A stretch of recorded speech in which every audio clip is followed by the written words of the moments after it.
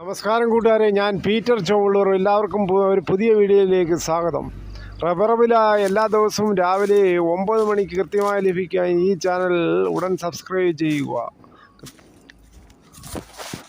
അതായത് 14/2/2025 വെള്ളിയാഴ്ച റബ്ബർ വില നോക്കുമ്പോൾ ഒരു RSS-4 കോട്ടയം വ്യാപാരി വില 182, RSS-5 178 70% DRC ഒട്ടുപാൽ 113 മുതൽ 125 വരെ കിട്ടും.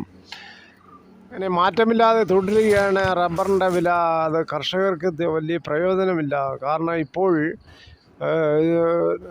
റബ്ബറിൻ്റെ ഉൽപ്പാദനം തീരെ ഇല്ല. എന്നിട്ടും റബ്ബറിൻ്റെ ലഭ്യത ഇല്ലാത്തതും കാരണം റബ്ബറിൻ്റെ വില ഉയരുന്നില്ല.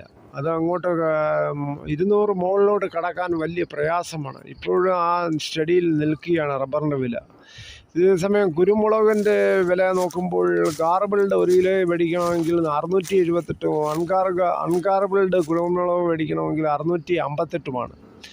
സ്വർണ്ണവില വീണ്ടും കൂടി. സ്വർണ്ണവിലയിൽ ഒരു പവൻ വാങ്ങിക്കണമെങ്കിൽ 320 രൂപയാണ് കൂടിയിരിക്കുന്നത്. 1 ഗ്രാം സ്വർണം മേടിക്കണമെങ്കിൽ 7,980, ഒരു പവൻ വാങ്ങിക്കണമെങ്കിൽ 63,840 അങ്ങനെ ഓടുന്നത്. സ്വർണ്ണവില കൂടിയിട്ട് സാധാരണ കർഷകർക്ക് എന്തോ പ്രയോജനം? സ്വർണ്ണ ക്രയവിക്രയം ചെയ്യുന്നവർക്ക് നല്ല ലാഭം കിട്ടും. വളരെ നന്ദി കണ്ടതിൽ.